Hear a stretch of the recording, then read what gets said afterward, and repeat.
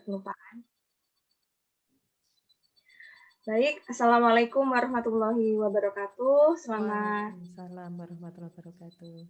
Selamat malam Ibu-ibu semuanya, dan ada Mas Pandu dan ada adik-adik mahasiswa IST Akprim Yogyakarta yang sudah berkenan hadir di acara webinar dengan tema adalah tantangan implementasi MBKM atau Merdeka Belajar Kampus Merdeka dalam sinkronisasi dengan mitra. Nah, kaitannya mitra yang kami undang untuk seri webinar yang kedua kali ini adalah dari dua pembicara yang hebat-hebat. Di sini sudah ada perwakilan dari komunitas 3GO, yaitu ketuanya langsung ini yang datang, Bu Eni Prasetyawati. Selamat datang, Bu Eni Prasetyawati. Selamat datang Bu, matur suwun. Ada Bu Retno juga dari Sekretaris 3GO, ada juga Mbak Widya Ayu ini yang masih muda tapi sudah menjadi foundernya komunitas atau organisasi ya Mbak ini ya? Komunitas Mbak. Komunitas ya. Komunitas membangun generasi emas. Betul. Kemudian selamat datang juga saya sampaikan kepada Bu Gus Marwani selaku Ketua Jurusan Teknik Kimia IST Akprim Yogyakarta, Bu Murni Yuniwati dari dosen Teknik Kimia, Bu Ani Purwanti juga, dan Mas Pandu ini yang dari tim pegawai IST Akprim, dan juga ada beberapa adik-adik mahasiswa ini di sini ada Mas Amos, Mbak Lana, Mbak Dini. Terima kasih yang sudah menyempatkan hadir. Nanti bisa tanya-tanya ya dengan para pembicara ini. Jadi tidak hanya dari kita yang dosen, tapi juga dari adik-adik mahasiswa. Mudah-mudahan dapat juga bertanya-tanya kegiatannya apa saja sih yang akan dilakukan oleh mitra dari 3GO dan MGE. Baik, langsung saja sebelumnya saya bacakan dulu susunan acara pada webinar seri kedua ini. Yang pertama adalah pembukaan, kemudian doa, kemudian dilanjutkan dengan sambutan dari Ketua Jurusan Teknik Kimia dan penjelasan implementasi MBKM dalam kurikulum 2021. Selanjutnya dilakukan sharing dari komunitas 3GO dulu, ya, dari Bu Eni dan Bu Retno. Kemudian nanti dilanjutkan sharing pemaparan dari komunitas MGE, Membangun Generasi Emas, dari Mbak Widya Ayu Sapitri. Dan terakhir nanti kita ada penutup diskusi ya. Jadi tadi sharing sama diskusi langsung mungkin ya. Kemudian nanti terakhir kita tutup dan dengan doa. Menginjak ke acara yang pertama, kita awali dulu dengan pembukaan.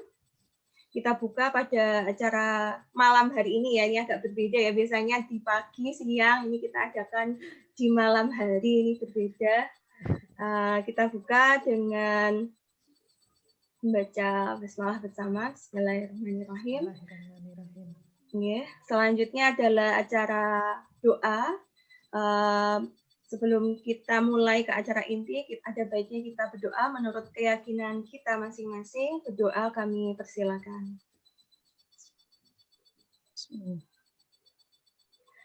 Oke, terima kasih.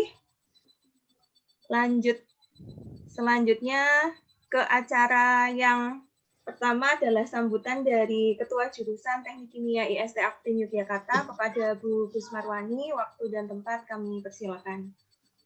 Baik, terima kasih Bu Tias.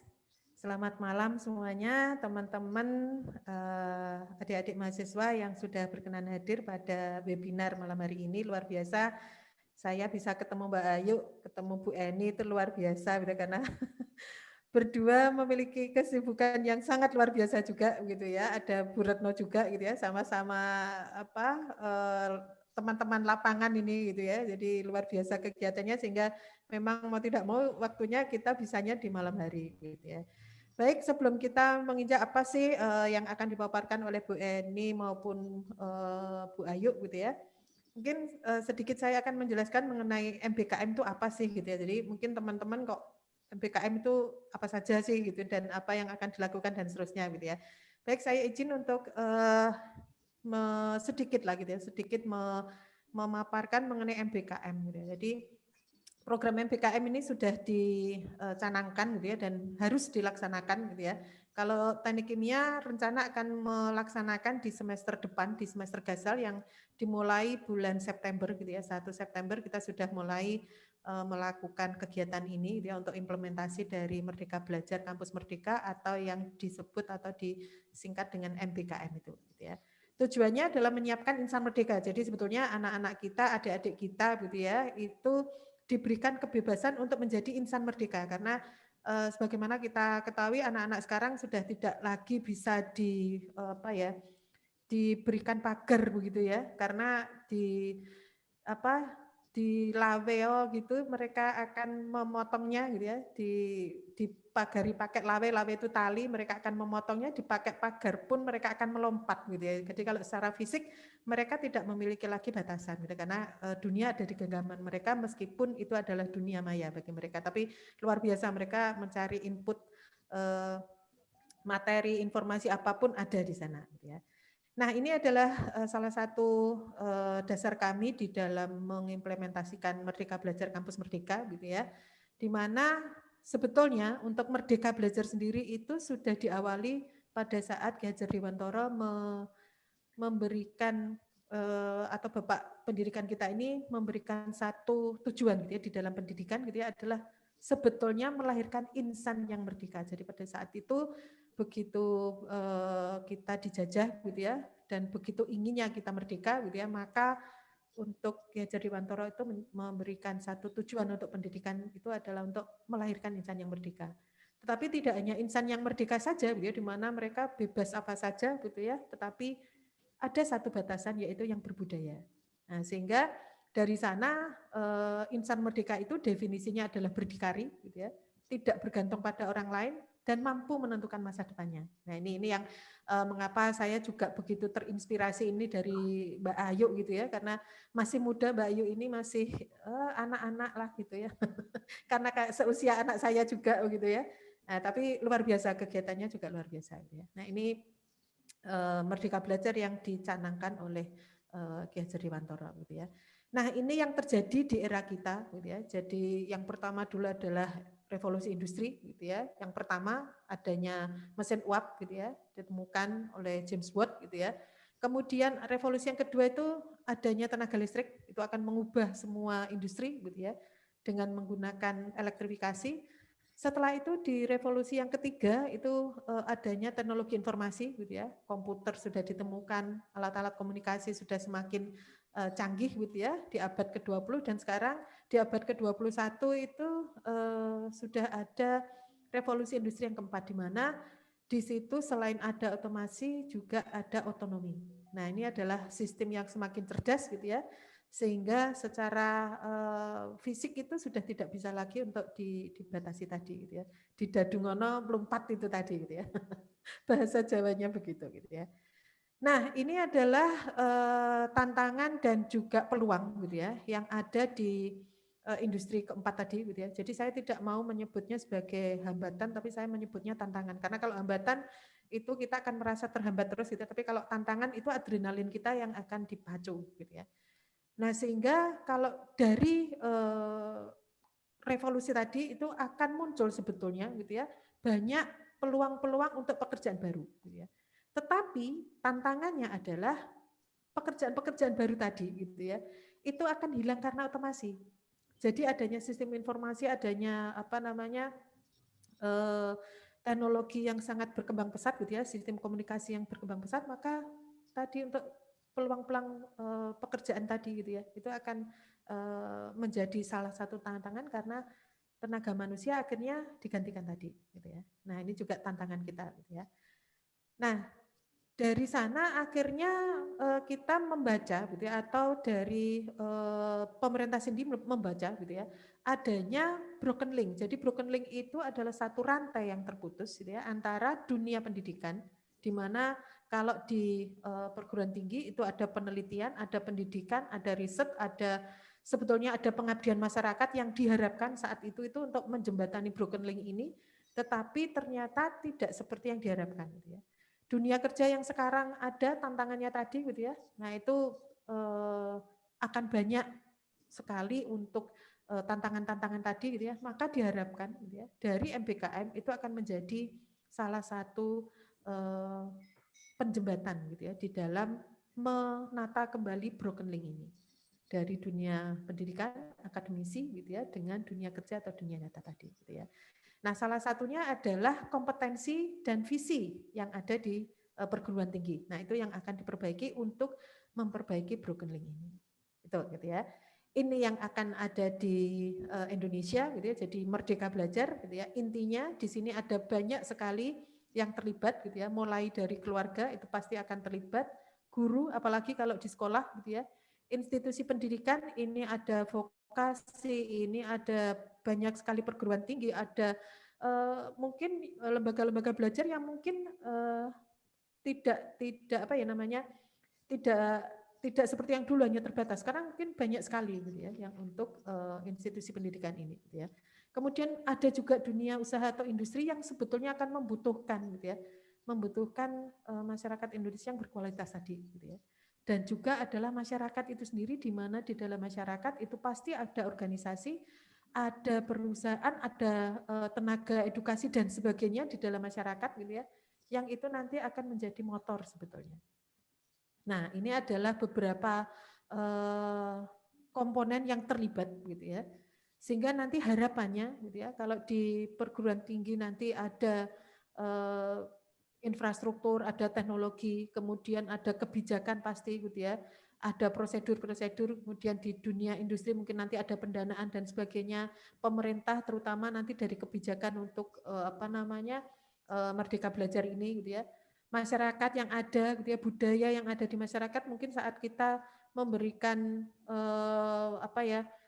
materi kepada atau bahasa kepada teman-teman yang ada di Papua, yang ada di Kalimantan, yang ada di Sumatera, itu berbeda bahasanya gitu ya, budayanya juga berbeda gitu ya. Kita bilang atos saja mungkin kalau teman-teman di sama-sama di Jawa gitu ya, di Sunda itu artinya atos dengan yang di Jawa Tengah atos itu beda gitu ya. Nah, itu baru dari sisi bahasa gitu ya. Nah, sehingga diharapkan itu nanti semua akan diberikan satu perbaikan gitu ya. Maka yang bagiannya perguruan tinggi itu salah satunya adalah memperbaiki kurikulum.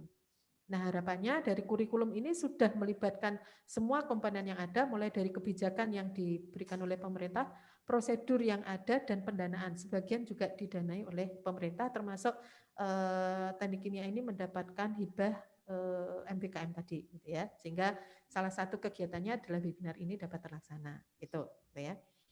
Nah, kemudian ini adalah bagaimana untuk dasar capaian pendidikan tadi gitu ya. Merah putih ini adalah Indonesia gitu ya. Intinya kita ingin gitu ya, anak-anak memiliki akhlak mulia, visi dari IPTEK, sinyal pasar dapat kita tangkap gitu ya. Maka nanti dengan adanya Merdeka Belajar ini, spiritualnya tetap terasah gitu ya, moral tidak tergerus oleh sistem informasi yang luar biasa untuk informasi-informasi yang di luar yang mungkin dari sisi berpakaian, dari sisi berhubungan antara baik itu wanita, laki-laki ataupun mungkin ada gender yang baru gitu ya, itu tidak menggerus akhlak dan moral anak-anak kita gitu ya. Ada nilai-nilai kehidupan di Indonesia khusus yang harus kita terapkan juga gitu ya. Kemudian dari sisi pengetahuannya gitu ya, dari sisi keterampilan dan ada attitude. Nah, ketiga hal ini yang di bagian putih ini sebetulnya adalah dari sisi yang secara umum gitu ya, akan kita asah. Jadi dari pengetahuannya akan kita asah, keterampilan juga, dan sikap mental atau sikap kerja terutama. Nah, ini dari sisi Merdeka Belajar yang akan digunakan untuk mencapai insan yang mandiri tadi, gitu ya. Nah, ini adalah bagaimana dari gerakan tadi, gitu ya. Jadi perguruan tinggi intinya adalah wajib hukumnya, gitu ya. Jadi kalau hukumnya wajib, kalau kami tidak memberikan atau tidak melaksanakan, itu nanti kami kena sanksi, gitu ya. Wajib memberikan hak kepada mahasiswanya, gitu ya, secara sukarela untuk dapat mengambil SKS di perguruan tinggi, gitu ya, sebanyak 2 semester tadi, gitu ya. Atau, nah ini ada SKS di prodi yang berbeda dan seterusnya. Nanti seluruh kegiatannya nanti akan kita share, gitu ya.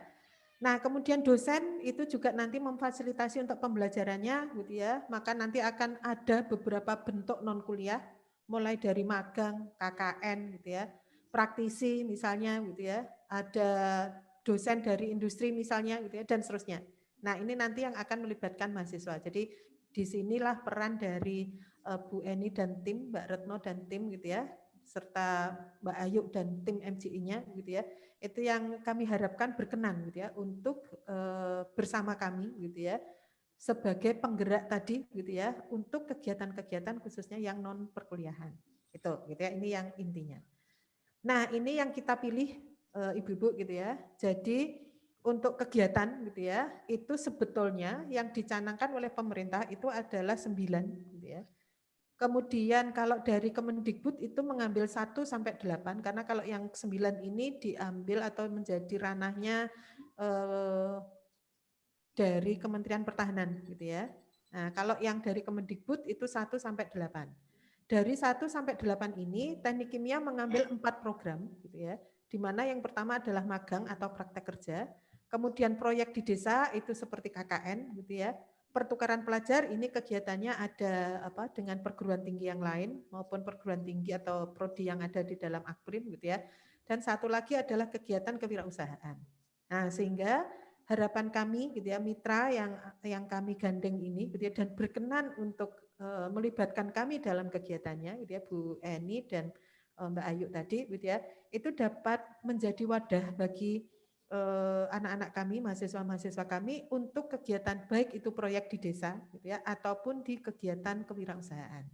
Harapannya itu gitu ya. Nah, ini yang nanti mungkin kami minta masukan dari Bu Eni maupun Bu Ayu gitu ya, Mbak Ayu gitu ya untuk dapat memberikan masukan kami kira-kira apa sih gitu ya yang bisa kita lakukan bersama gitu ya untuk tadi menjadi motor dari mahasiswa kita gitu ya untuk memenuhi hak mereka gitu ya di dalam menjadi insan yang mandiri tadi itu gitu ya.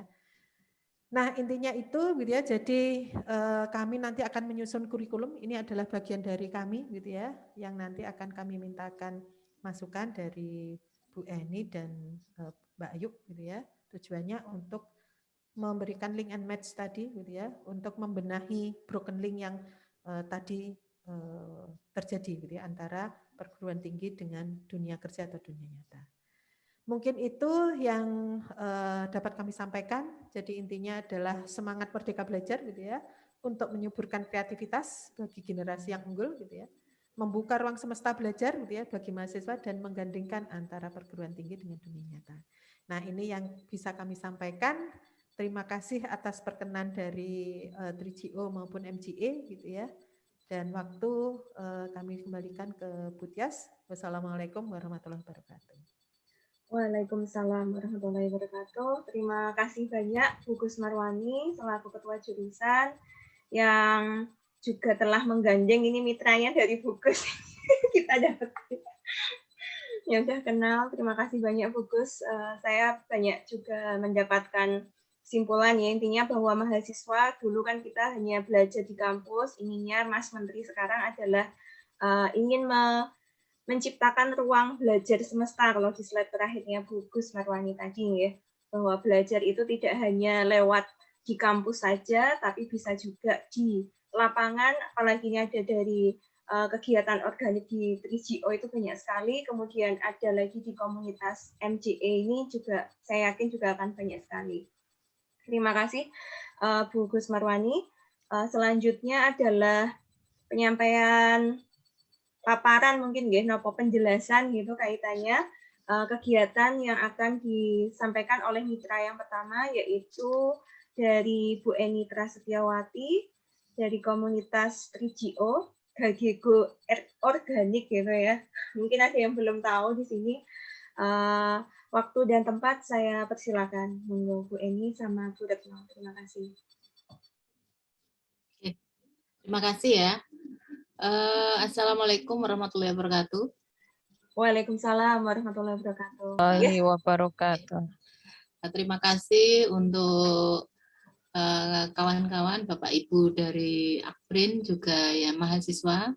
Terima kasih untuk Bu Gus Marwani Saya kaget kok dibuatkan acara langsung jadi narasumber. Terus kemudian Mbak Retno, Sekretaris 3GO, dan Bu Ayu ya, Mbak Ayu ya yang punya komunitas. Ya. Jadi saya sangat berbahagia sekali pada malam hari ini bisa bertemu dengan kawan-kawan dari teknik kimia ya, dari Akprin Jogja, di mana selama ini kami merasakan bahwa pergerakan 3GO yang memang non-profit, independen, dan mandiri ini sangat terbantu oleh adanya MOU dengan Akpri Jogja, utamanya kebetulan Bu Gus Marwani juga orang Pati ya, jadi sering ke Pati dan sangat mendukung gerakan organik di Pati. Ya. Dan gerakan organik kita sudah menyebar ke insya Allah se-Indonesia. Ya. Jadi kami akan, ini mungkin nanti kalau ada kekurangan nanti mohon Mbak Retno untuk bisa menambahkan. Ya. Jadi gerakan 3GO atau Gageko Organik ini lahir dilatar belakangi oleh keprihatinan kita atas maraknya kimia sintetis, penggunaan kimia sintetis di on-farm dan off-farm ya, serta di olahan pangan dan di berbagai produk yang dipakai oleh manusia ya, yang kita pakai sehari-hari. Itu menjadi keprihatinan kita karena sudah berpengaruh pada kesehatan dan lain sebagainya. Dan saya juga kalau sekarang lagi musim COVID banyak yang wafat. Kalau dulu sebelum ada COVID saya banyak orang-orang terdekat saya yang meninggal karena kimia sintetis. Ada yang kanker, ada yang karena banyak minum obat kimia sintetis akhirnya lambungnya, itu ibu saya sendiri malah justru. Jadi dari keprihatinan itu kemudian saya dan petani saya, awalnya saya kebetulan seorang penyuluh, Mbak Retno juga seorang penyuluh pertanian, mendirikan Gageko Organik ini hanya sekedar grup aja sih, grup di WA. Tapi seiring perjalanan ternyata banyak disambut kawan-kawan dari berbagai kota, akhirnya kita membadan hukumkan 2018 dengan visi 3GO adalah kedaulatan pangan berbasis organik dan kearifan lokal. Mewujudkan kedaulatan pangan berbasis organik dan kearifan lokal. Sementara misi kita yang pertama mengembalikan pertanian yang ramah lingkungan, kemudian yang kedua kita ingin mewujudkan kesejahteraan lewat olahan pangan dan pemasaran yang sehat. Jadi kalau dilihat ini kita dari hulu sampai hilir. Itu adalah mimpi dan angan-angan kita. Dan sangat bersyukur bisa bertemu dengan Bu Gus Marwani dan Akprin Jogja, Teknik Kimia, yang kami rasakan seperti saat mengajari pembuatan hand sanitizer dan disinfektan alami itu sudah ditularkan lewat anggota kami yang menjadi kader PKK dan kader lingkungan hidup ya. Kalau kader PKK itu sudah sampai di PKK Jawa Tengah, Bu Ganjar, kabupaten juga sudah. Jadi ilmu-ilmu yang dari Akpri Jogja ini disampaikan ke kita itu cukup bermanfaat dan diterapkan dalam kehidupan kawan-kawan sehari-hari. Juga keterangan-keterangan dari Bu Gus Marwani tentang ini sirup ini mengandung ini kita bisa memilih sekarang mana makanan yang sehat. Kalau kita mau makan biasanya saya baca dulu, oh ini ada pengawetnya, ini kita pilih yang nggak pakai itu gitu. Jadi sekarang kami harapkan yang lain juga seperti itu. Jadi karena itu untuk diri kita sendiri. Jadi itu kesan-kesan kami selama ini. Kami sangat bersyukur bisa bertemu dengan Akprin Jogja, dan harapan kami kerjasama ini ke depan bisa terus, karena yang kami bina ini semakin lama itu semakin banyak, tentunya banyak membutuhkan energi, baik dari petani, baik dari peternak, baik dari ibu-ibu rumah tangga, masyarakat, juga dari yang ikut ke kita berbagai kalangan, juga dari birokrat, dari wartawan, dari eksekutif, dari legislatif dan lain sebagainya. Tapi kita, kalau saya di 3GO itu setara aja kita, baik ibu rumah tangga maupun pejabat di pusat, sama aja karena sama-sama 3GO gitu loh. Jadi harapan kami nanti ke depan kalau memang ada kerjasama ke depan itu, kami saat ini membutuhkan, kami untuk COVID ini membagikan secara gratis hampir 150 pasien COVID untuk jamu F3GO berupa monpon. Tapi sudah ada kawan kami dari Jogja, Bu Agnes, yang membuatkan bubuk sehingga praktis dan bisa disimpan tahan lama. Nah, itu kami berharap nanti suatu saat ada kelompok wanita tani atau BUMDes atau apa di desa binaan 3GO yang bisa mempunyai alat untuk membuat bubuk ini gitu loh. Jadi ini bisa menjadi jamu untuk masyarakat karena kita share kok semua resepnya, Kemudian di bagian peternakan yang kesulitan adalah pakan yang mahal. Nah, kami ingin di peternak kami, peternak ayam, lele dan lain sebagainya itu ada mesin untuk membuat pelet tuh, sehingga bisa membuat pakan sendiri, tidak terlalu mahal. Jadi itu, terus kemudian sosialisasi bahan-bahan yang berhubungan dengan kita ya sehari-hari itu tetap terus harus di setiap kesempatan, sehingga kita bisa memilih mana yang sehat.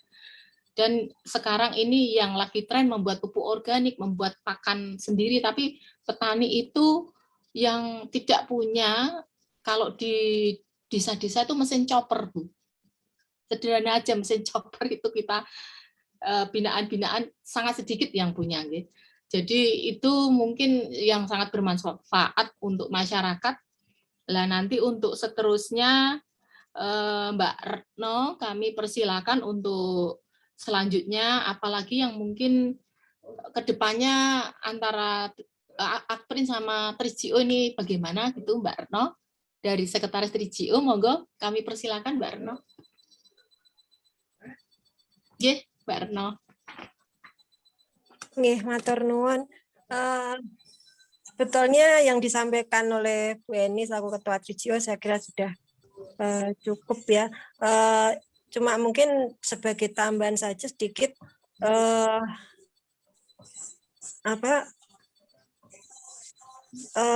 pelibatan untuk kaum milenial di sektor pertanian ya.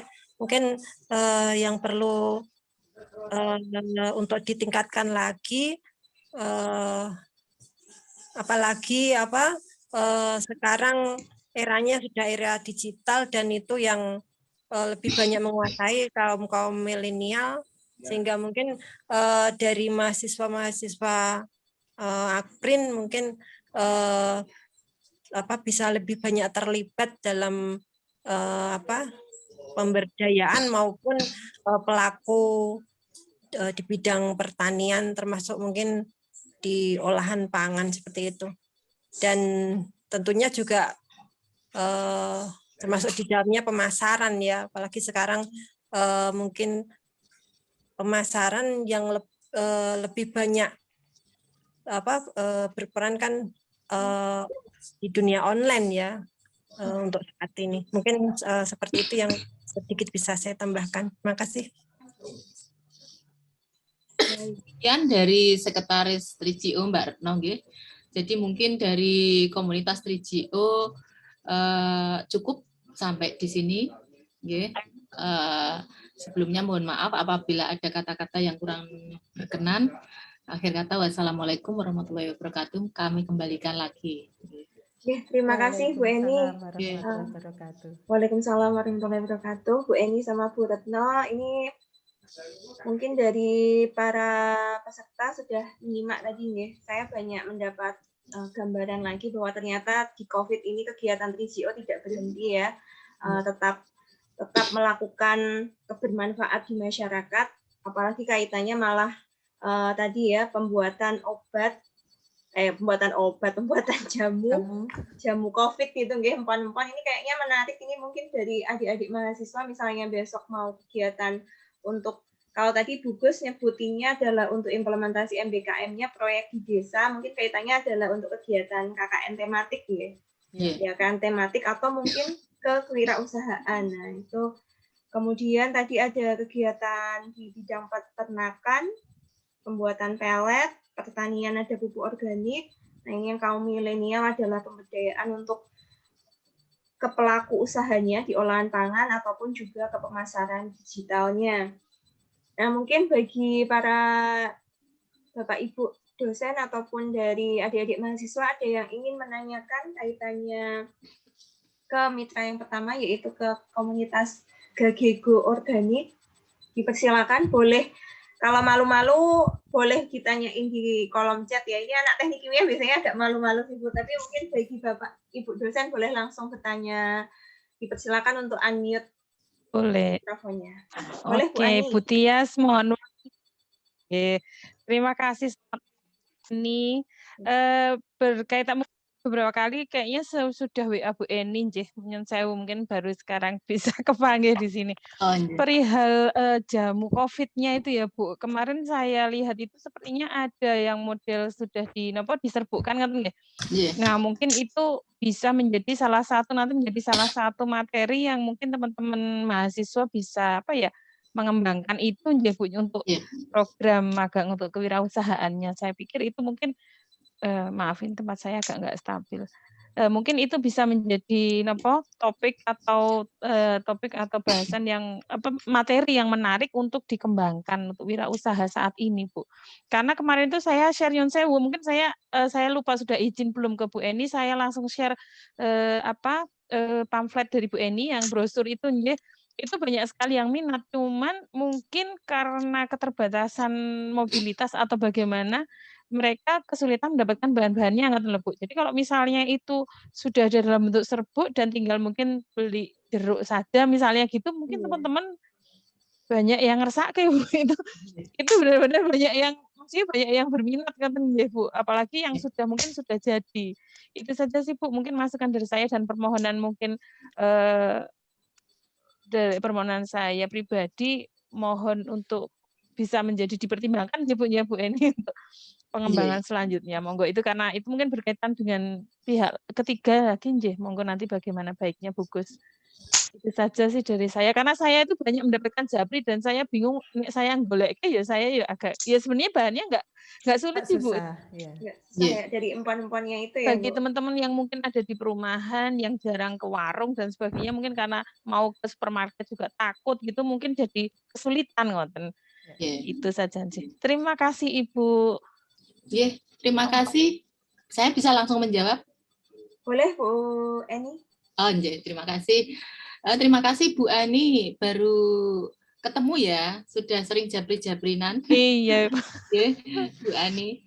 Jadi memang saya sangat berbahagia sekali, ternyata ada salah satu kawan yang merenung gitu, dia merenung terus ini kalau seandainya dibuat bubuk kok bagus. Jadi sebelum membuat bubuk itu telepon saya, WA saya, Bu Eni saya izin kalau F3GO ini jamunya ini itu kan dari Pak Farid ya, dari Kinanti Sutipati. Jadi minta izin untuk dibuatkan jamu. Jadi beliaunya ini sudah punya izin dari PIRT, tapi itu belum pernah diedarkan. Oh gitu. Jadi jamunya hampir mirip kayak jamu F3GO, cuman ada beberapa yang belum masuk. Jadi khusus yang kemarin diolah itu memang ramuan kita, cuman belum ada yang belum bisa dibubukkan itu bawang putih, kemudian jeruk nipis sama gula merah. Katanya itu, tapi yang lain sudah lengkap, tinggal nambah itu. Nah, ini kami nanti akan tersedia 35 paket yang sudah dibubukkan. Nanti sudah didonasikan oleh beliau yang membubukkan, sudah dikirim ke Padi dalam perjalanan. Nanti kalau sudah sampai, mungkin ini akan kami bagikan bagi kawan-kawan yang luar kota, yang jauh. Karena selama ini kami ngirimnya itu agak kesulitan karena dalam bentuk basah. Ya, tapi kalau dalam bentuk bubuk itu mungkin, nah itu nanti 35 paket. Dan saya tanya ke beliau, Bu, kalau seandainya ada yang membutuhkan dijual secara online gimana? Bu Eni, kami nggak berani, masanya kan ada tulisan jamu COVID. Oh enggak, nanti ya saya bilang, oh enggak Bu, nanti sesuai dengan nama dari jenengan aja, namanya apa, nanti kita kasih logo 3GO. Tapi nanti kalau mau kita buat jadi jamu F3GO, kita tambah lagi yang 3 yang nggak bisa dibubukkan. Jadi itu paket di luar itu. Tapi kalau mau beli jamunya yang sudah dibubukkan itu nggak apa-apa, nanti yang beli nambah lagi ramuannya yang tuh gitu nggak apa-apa. Itu sudah sempat kami bicarakan, tapi nanti kita fokus ke yang donasi ini menyebarkan secara gratis dulu, karena banyak yang kesulitan untuk mendapatkan, terutama yang isolasi dalam satu keluarga. Itu sangat kesulitan untuk keluar rumah. Jadi kami sudah mengirim ke Bogor kemarin 12 paket, kemudian ada di Jakarta, Semarang, kemudian Kudus, Sragen, Boyolali, sudah banyak yang kami kirim. Tapi kalau memang itu, tapi ada kawan-kawan dari banyak luar kota seperti Padang, Tangerang, kemudian Demak, NTT ya, ada juga yang di situ, itu hanya minta resepnya aja. Kita share juga resepnya untuk dibuat, disebarkan ke wilayahnya masing-masing. Jadi sebenarnya ini sudah menyebar sih sebenarnya, sudah menyebar. Karena ada testimoni, Bu, saya sudah membuat sendiri, saya beli bahan sendiri, ternyata saya tadinya nggak bisa mencium gini, ya mungkin dia rutin minum itu, sekarang saya bisa membau dan lain sebagainya. Mungkin nggak hanya jamunya ya, mungkin ada lain-lain juga, tapi itu salah satu untuk meningkatkan imunitas. Jadi itu sih. Terima kasih Ibu. Bu Tia, saya boleh nyambung Bu Gus? Izin nyambung. Boleh Bu, nggak apa-apa. Saya mohon izin menyambung sebentar. Perihal itu tadi masih perjamuan Ibu, karena saya itu sengaja banyak yang japri saya, tapi saya nggak bisa menjelaskan Bu. Jadi begini ceritanya Ibu. Kalau dari yang teman saya tahu itu proses pembuatan jamu itu malah jangan direbus itu, karena kan nggak tahu apa yang rusak mungkin senyawanya. Nah itu kalau pendapat Ibu bagaimana? Jadi mereka cuma diseduh aja Bu. Tapi kalau diseduh pikir saya juga itu nanti nggak banyak keluar juga sih zatnya gitu ya. Itu pripun Bu? Sebaiknya bagaimana untuk tipsnya? Kalau yang tahu pasti tentang jamu ini yang formulatornya yang Pak Farid, nanti saya tanyakan. Tapi kalau yang model bubuk ini nanti diseduh Bu modelnya. Bisa diseduh sih. Tapi untuk tambahan yang lain-lain itu memang harus direbus, kayak bawang putih. Jeruk. Kalau jeruk kan hanya anu kan bisa. Ya nanti ada aturan pakainya lah gitu. Jadi kalau yang kemarin untuk resepnya itu memang direbus ya Ibu ya? Ya direbus, dan kabarnya kawan-kawan yang kena COVID habis minum hangat-hangat itu langsung berkeringat gitu loh, karena kan ya selain hangat juga rasanya enak, kebetulan seger gitu. Itu saja Bu. Terima kasih Ibu. Bu Ani, terima kasih. Mungkin ada dari Bu Murni sepertinya, Bu. Ya, terima kasih. Saya tertarik sekali dengan ini 3GO. Saya akan menanyakan sekaligus terkait dengan MBKM terhadap dua narasumber, Bu Gus sama Bu Eni. Jadi dengan adanya kegiatan-kegiatan yang ada di 3GO, kemudian kaitannya dengan kegiatan MBKM, kira-kira apakah ibu-ibu mempunyai bisa memberi gambaran kepada kita, kepada mahasiswa juga, kira-kira kalau untuk seperti KKN tematik, itu nanti kegiatan apa saja yang bisa dilakukan oleh mahasiswa selama 6 bulan? Itu yang kepingin saya tanyakan dan mungkin juga perlu diketahui oleh mahasiswa. Itu aja pertanyaan saya. Terima kasih. Ya, terima kasih Bu Murni. Ya, mungkin saya sedikit memancing Bu Eni gitu, karena Bu Eni langsung mungkin bingung gitu ya, loh ini kok langsung 6 bulan gitu ya. Jadi ceritanya untuk KKN, untuk kewirausahaan maupun untuk magang itu sebetulnya 6 bulan Bu Eni dan Mbak Ayu gitu ya. Jadi saya yakin untuk yang Bu Eni pasti sudah punya ide lah gitu ya. Misalnya ini apalagi Bu Eni, Bu Retno, Mbak Retno gitu ya. Itu kan betul-betul di lapangan gitu ya. Jadi saya yakin untuk adik-adik mahasiswa gitu ya itu pasti akan diberikan kesempatan. Nah, tadi mungkin Bu Eni sudah mulai ada banyak ngelis gitu ya, ngelis untuk kebutuhannya di sana gitu ya. Dan satu lagi tambahan dari saya Bu malah gitu ya. Jadi kalau untuk jamu itu malah sebisa mungkin tidak ada residu. Jadi kalau dibuat bubuk hanya misalnya kunyit dibubukkan misalnya gitu, itu sebetulnya malah lebih bagus kalau kunyit itu dikeringkan. Jadi di slab gitu ya, diiris gitu ya. Kemudian kayak dulu kan kita punya jamu jamu rebusan itu loh Bu.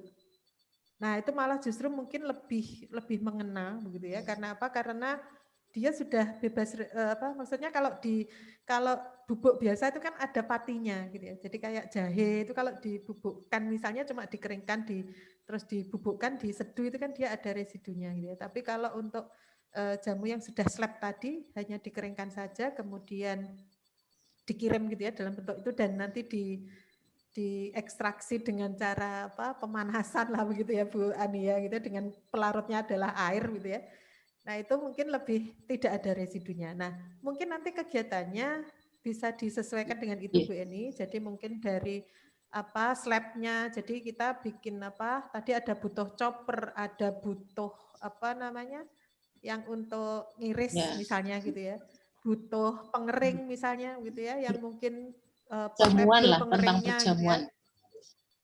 Nah, tentang itu ya. Kemudian saya yakin di tempatnya Bu Eni, nah ini mungkin nanti Bu Eni bisa memberikan masukan ke kami gitu ya untuk adik-adik mahasiswa ini mesti akan bertanya gitu ya seperti Bu Murni tadi gitu ya.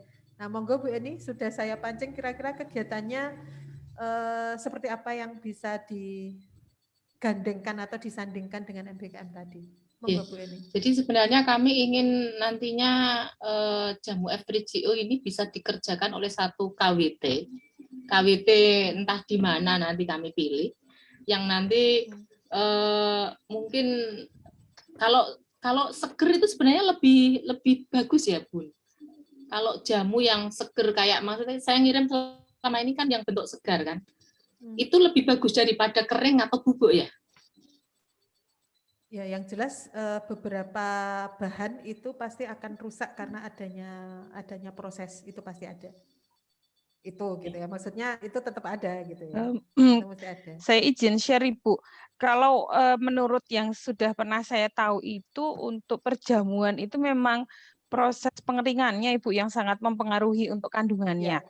Dulu saya pernah ke Kulon Progo itu ke tempat yang itu pembuatan jamu itu ya Bu ya, jamu atau apa ya sejenisnya itu mereka menjemurnya nggak langsung di sinar matahari Bu, jadi dia menjemurnya seperti diangin-anginkan. Cuman kendalanya memang ketika cuacanya nggak mendukung malah terjadi jamur itu. Jadi itu kendalanya seperti itu. Kalau kena sinar matahari langsung itu sebenarnya bisa, tetapi kita pilih jamnya Bu. Jadi semacam kita pilih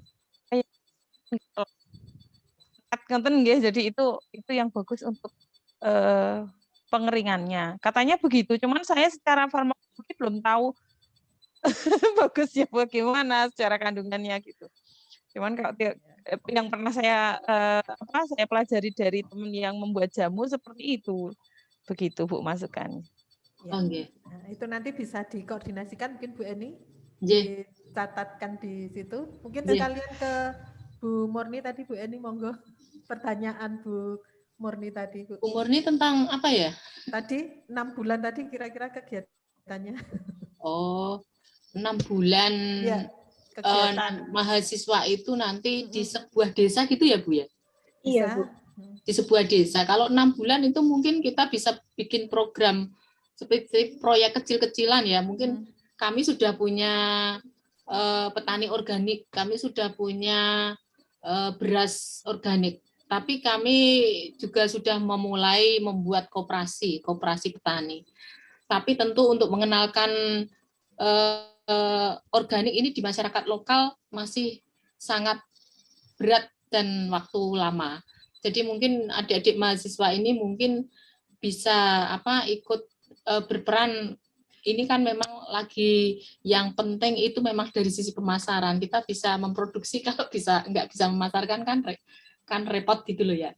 Jadi ini tantangan kita gitu. Jadi tantangan kita mungkin adik-adik ini bisa belajar dari proses pembuatan saprodi, penanaman, kemudian pengemasan, pemasaran yang penting.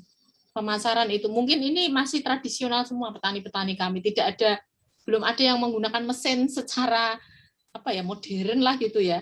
Masih tradisional semuanya, masih tradisional, termasuk alat chopper itu aja belum ada gitu. Alat chopper untuk membuat pupuk organik. Jadi nanti mana yang bisa dibantu sampai ke pemasarannya, karena apa? Di mal-mal di Pati ini sangat banyak beras organik yang berharga mahal. Tapi itu dari luar kota Pati. Dan itu ada konsumennya gitu loh, Bu. Konsumennya ada. Nah, itu tantangan kita. Padahal petani-petani kita menghasilkan beras organik, tapi kita belum tahu pasar, masih meraba-raba, kita belum.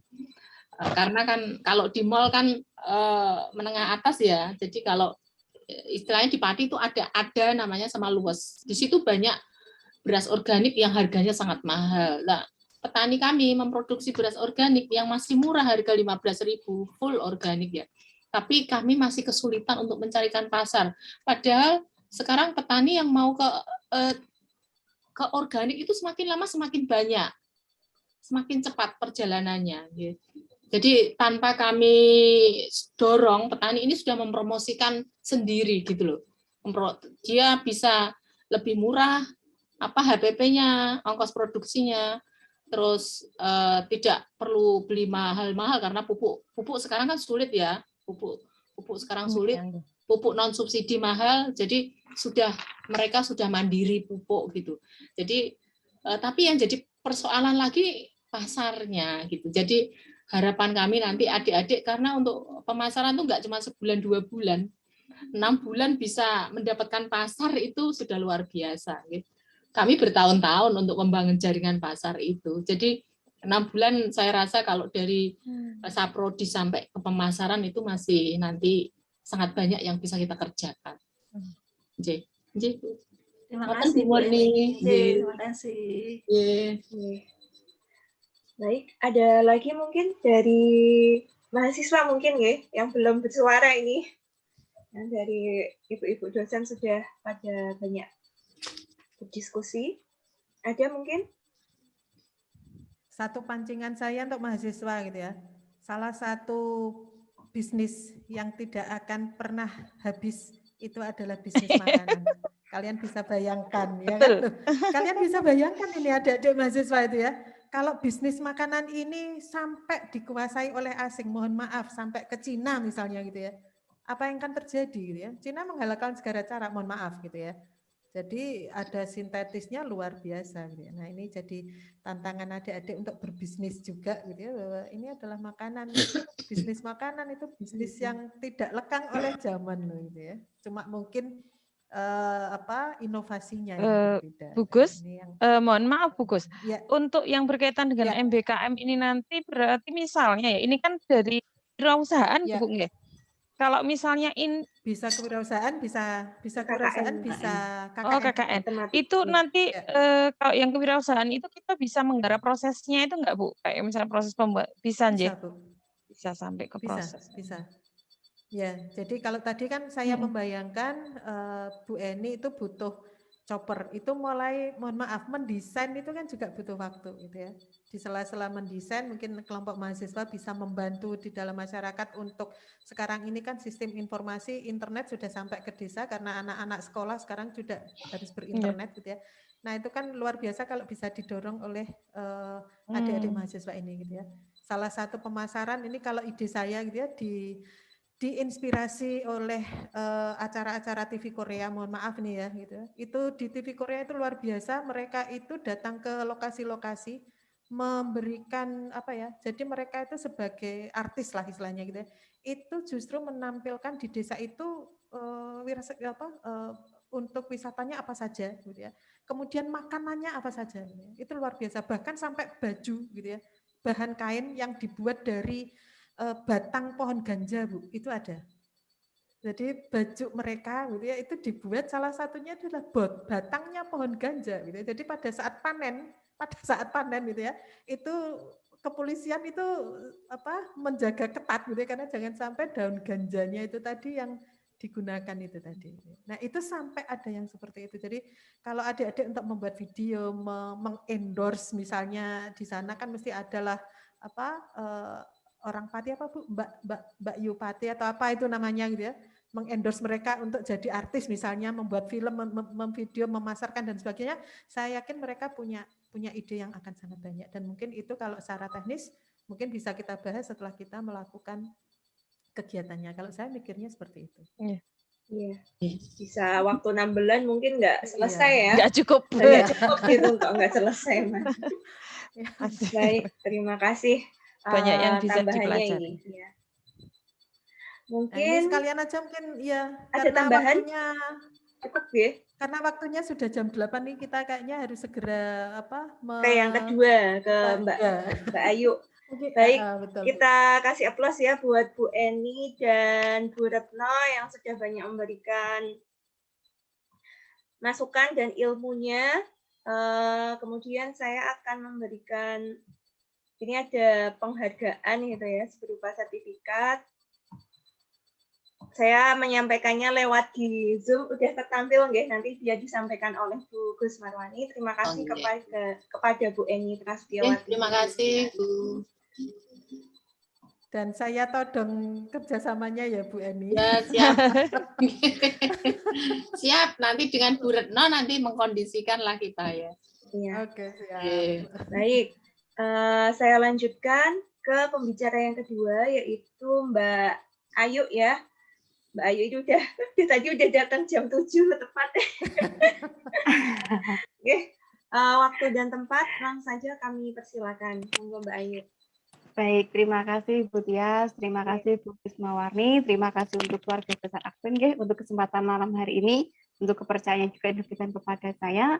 Sebelumnya mohon izin, saya juga mau menyampaikan ucapan selamat malam, semangat sehat dari Ibu Ita, Wakil Wali Kota Semarang, yang seharusnya beliau ingin bergabung malam hari dengan kita semua, tetapi waktunya bersamaan dengan beliau saat ini sedang pemaparan untuk proposal disertasinya seperti itu. Jadi menyampaikan salam sukses buat teman-teman di Akprin, buat kita semua. Nanti lain waktu mungkin bisa bertemu dengan Bu Ita. Gitu, Nje. Baik. Perkenalkan sebelumnya karena ada pepatah mengatakan tak kenal maka tak sayang, gitu ya. Nama saya Widya Aisyah Fitri, SPSI MH. Saya memang saat ini fokus untuk mengembangkan lembaga MGA seperti itu ya. Apa sih MGA? MGA adalah membangun generasi emas seperti itu. Kalau tadi Bu Kusmawarni bilang saya masih muda, ya betul. Saya tadi melihat sembari menunggu kesempatan saya scroll. Saya paling muda ya gitu. Gitu kan? Saya paling muda ya betul ya. Memang saya masih muda. Saya kelahiran 92 ibu-ibu gitu nggih. Mohon izin untuk kita bisa sharing bersama di malam hari ini. Nah, latar belakang kenapa sih saya kok bisa mempunyai inisiatif untuk membangun generasi emas gitu ya, saya sebagai foundernya, karena lahir dari keprihatinan saya bahwa anak-anak di luar sana, terlebih untuk anak-anak jalanan, anak-anak korban narkoba, kemudian anak-anak yang dipandang sebelah mata dengan banyak orang ya, itu tidak mendapatkan kesempatan belajar yang selayaknya seperti itu. Kemudian saya berdiskusi dengan penasihat dari MCA yang tidak lain adalah papa saya sendiri, seperti itu dari Pak Sabto, dan juga visi juga diberikan dari Pak Sabto. Yuk kita bergerak bersama-sama. Kalau tidak dari kita, siapa lagi yang mau memulai seperti itu.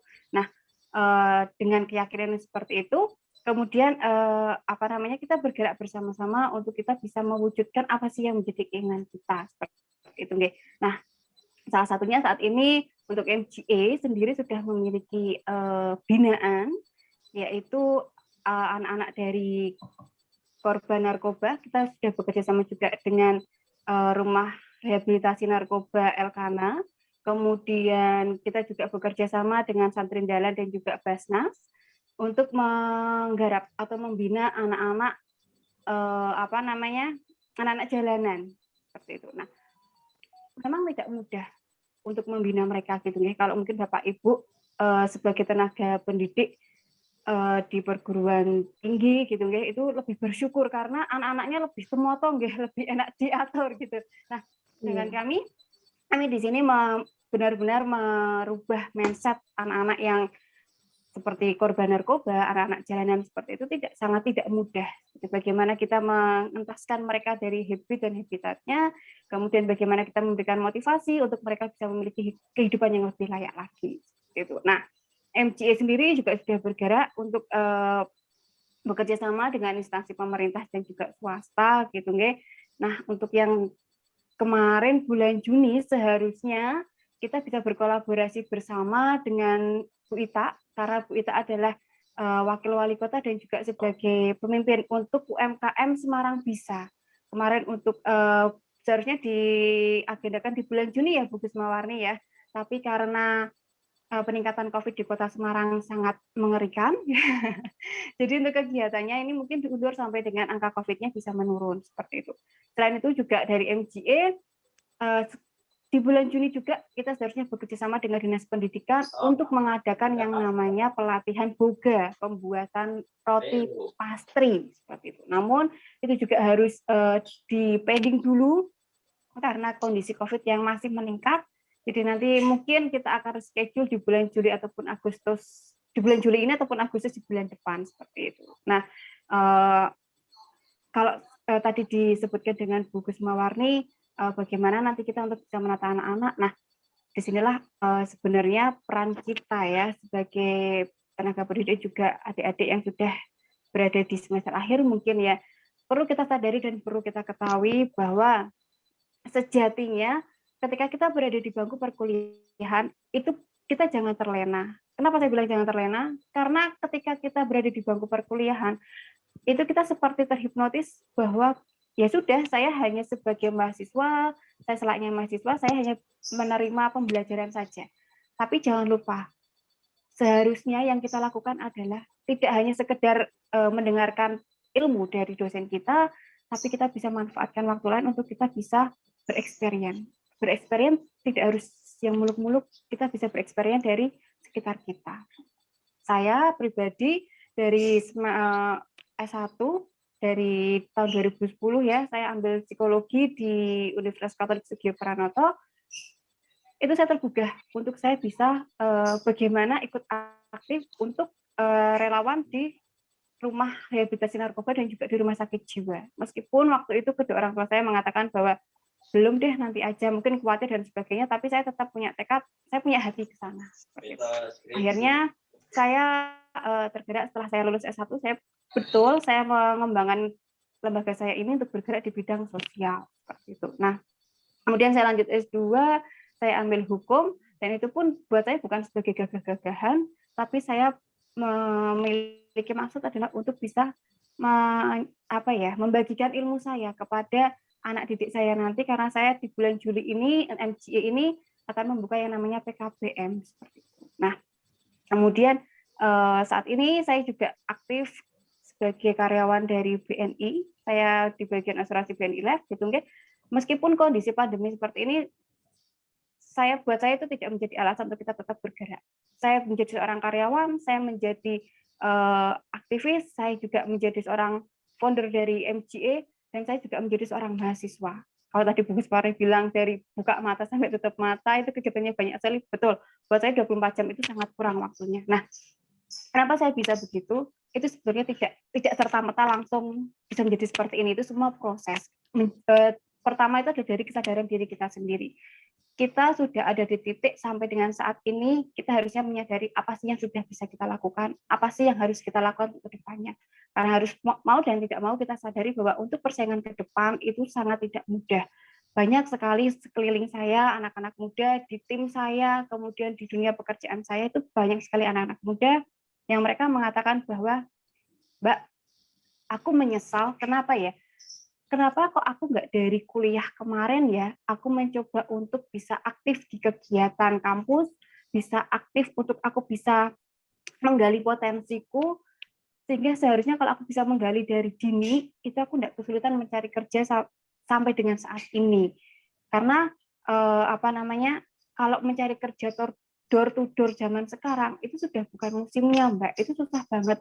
Aku masukin lamaran, banyak banget, tapi ternyata yang dipanggil hanya 1 ataupun 2, dan itu kadang tidak sesuai dengan jurusan kita, gitu kan. Nah, di situ saya dapat menyimpulkan bahwa betul, sebenarnya dari kita masuk dari kuliah itu kita sudah punya pemikiran bahwa saya harus bereksperience. Bukan dimulai nanti ketika saya lulus, tetapi seharusnya dimulai ketika saya berada di bangku perkuliahan. Saya masuk ke jurusan ini tujuannya adalah saya mau menjadi ini. Maka ketika saya berada di bangku perkuliahan, saya eksplor diri saya. Apa yang sudah saya terima secara teori, saya aplikasikan kepada masyarakat. Sebelum pada masyarakat adalah kepada keluarga sendiri. Bagaimana komentar dari keluarga? Oke, mungkin ada masukan dan sebagainya, kita kembangkan sehingga itu menjadi usaha kita sendiri. Karena di era seperti ini, anak-anak milenial sudah tidak bisa lagi zamannya untuk dikekang. Mereka keingintahuannya kalau kita bilang adalah kepo, kekepoan mereka itu sangat tinggi sekali. Kalau kita tidak mengarahkan dan anak-anak tidak diberi arahan, maka anak-anak ini akan menjadi anak-anak yang liar seperti itu. Nah, makanya bagaimana kita bersama-sama bergandengan tangan untuk bisa mengembangkan potensi dari anak-anak ini. Gitu kan, dari MGA sendiri kita memberikan wadah bagi anak-anak yang mempunyai potensi-potensi soft skill yang berbeda-beda. Kalau di MGA itu kita gabungan berkolaborasi bersama-sama sehingga kegiatan dari MGA bisa berjalan dengan baik. Jangan dipikir bahwa MGA adalah orang-orang psikologi semua, tidak. MGA banyak sekali dari background edukasi. Kita menerima semuanya. Karena apa? Karena pergerakan dari MGA ini banyak sekali. Kita ada yang namanya PKBM, kemudian ada kita yang namanya pengembangan SDM, kita punya biro psikologi, kemudian kita juga punya tenaga ahli psikologi tersendiri untuk melakukan healing ya, trauma healing ataupun untuk sugesti kepada anak-anak jalanan dan juga anak-anak korban narkoba. Itu kita membutuhkan banyak tenaga sekali. Nah, saya berharap dari adik-adik di Akprin nanti kalau sudah lulus ataupun nanti waktu masuk KKN ataupun nanti magang dan sebagainya, mari bergabung dengan MGA. Saya dengan senang hati membuka diri. Kami siap menerima adik-adik dari Akprin ini untuk bisa bergabung dengan kita untuk bisa berkolaborasi. Mungkin kalau KKN kita kalau saya dulu di Unika, saya bilangnya bukan KKN tapi KKU, kuliah kerja usaha. Jadi kita melihat segmentasi di suatu desa gitu, atau di suatu RT atau suatu kelurahan gitu. Ini apa sih potensi yang bisa dikembangkan atau potensi apa sih yang belum bisa dikembangkan? Kalau tadi Bu Giswari bilang usaha yang saat ini tidak pernah habis adalah makanan, betul, itu sangat betul. Mungkin persaingannya akan banyak sekali, tapi kalau kita jeli, kita bisa melihat apa sih yang belum dimanfaatkan. Mungkin kalau tadi dibilang pembuatan jamu ada dari batangnya atau dari apa, mungkin itu bisa diolah menjadi makanan yang baru. Nah, ketika kita mengolah menjadi makanan yang baru, bagaimana kita bisa mengemasnya dengan kemasan yang sangat menarik, memberikan packaging yang baik, dan bisa kita jualkan kepada masyarakat, itu akan menjadi produk kita. Kita bisa mengajarkan itu kepada masyarakat, dan kita bisa memberikan label tertentu untuk mereka bisa memproduksinya, bisa menjualnya, tapi kan di situ pasti akan ada yang namanya di bawah atau dalam naungan Akprin gitu, Nah, itu kan tetap namanya Akprin tetap terbawa gitu loh. Nah, terus selain itu mungkin juga bisa melihat segmentasi dari yang lain, mungkin apa penggalian potensi apa yang bisa dilakukan di dalam suatu desa. Jadi tidak harus KKN kalau menurut saya, kalau saya bilang Kalau harus KKN itu kok mungkin terlalu sempit ya. Kalau bisa adalah KKN dan KKO. Nah, kalau KKO sendiri mungkin lebih luas cakupannya seperti itu. Itu sih masukan dari saya seperti itu. Begitu Bu Gusmawarni. Bu Tia. Baik, terima kasih banyak Mbak Ayu, ini sangat-sangat aktif banget berarti ya kegiatannya, dan sejak mahasiswa ternyata dimulainya memang ya. Makanya ini sangat penting bagi adik-adik mahasiswa untuk apa ya, untuk meniru lah ya, untuk aktif seperti Mbak Ayu ini. Tadi saya sempat semangat banget ini. Karena saya diberikan motivasi kepada orang tua saya, bukan diberikan motivasi, tapi dididik dan juga didoktrin ya. Mungkin Bu Gusmawarni juga tahu untuk slogan ini ya, Bu Gusmawarni. Karena kita hidup itu harus balance. Satu kaki berpijak kepada profesionalitas kerja, satu kaki berpijak kepada kegiatan sosial. Kenapa begitu? Karena kalau kita hanya berfokus pada profesional kerja, kita akan menjadi orang yang sombong. Kita tidak bisa berbagi kepada siapapun. Kita hanya melihat kepada diri kita sendiri. Dan kita akan merasa bahwa kita tidak cukup. Kita akan merasa selalu kurang. Tapi kalau kita bisa mengimbanginya dengan kegiatan sosial, betapa kita bersyukurnya dengan posisi kita saat ini. Mungkin kita merasa bahwa, kok pekerjaan itu cuma begini ya? Kok saya cuma begini ya? Duh, kok yang bisa saya lakukan cuma begini. Tapi kita melihat ke bawah, kita melihat ke samping kanan kiri, ke belakang sebentar, bahwa banyak orang-orang di luar sana yang membutuhkan kita, yang menginginkan posisi seperti kita. Jadi kita hidup tuh harus balance gitu. Oke, luar biasa ini Mbak Ayu. Jadi ingat dulu memang harus balance sih. Malah kalau nggak salah, kalau di mata kuliah teknik lingkungan jadi ingat kayak ada 3 pilar ya. Tidak hanya ke profitnya saja, istilahnya gitu ya, profesionalitas kerja aja yang dicari gitu tujuannya, tapi juga harus ke people-nya juga. Betul. Orang-orang sekitarnya. Terima kasih Mbak Ayu. Ini kegiatannya tadi saya dapat kesimpulan sedikit bahwa kegiatan di komunitas MGE ini adalah kegiatan sosial, udah punya kerjasama di rumah rehabilitasi narkoba ya Mbak. Betul. Kemudian anak jalanan, wah ini memang sangat susah ini ya. Pasti kadang mungkin ada yang nggak suka, memberontak dan lain sebagainya.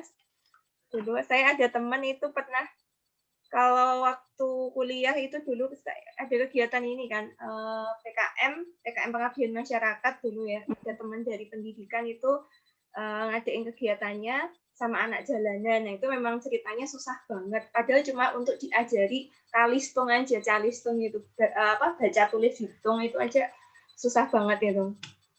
Kemudian juga sudah ada kerjasama dengan instansi pemerintah dan swastanya. Ini untuk di Kota Semarang aja atau sudah berkembang kemana gitu juga Mbak?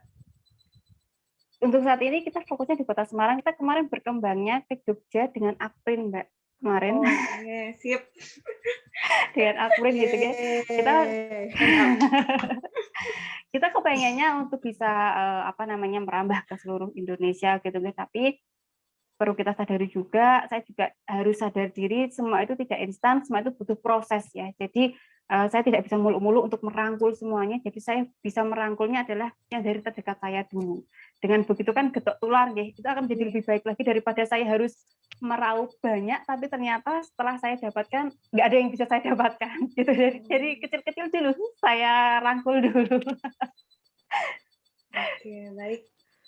Terima kasih Mbak Ayu. Mungkin ada pertanyaan dari Bapak Ibu dosen atau adik-adik mahasiswa yang mungkin mau bertanya?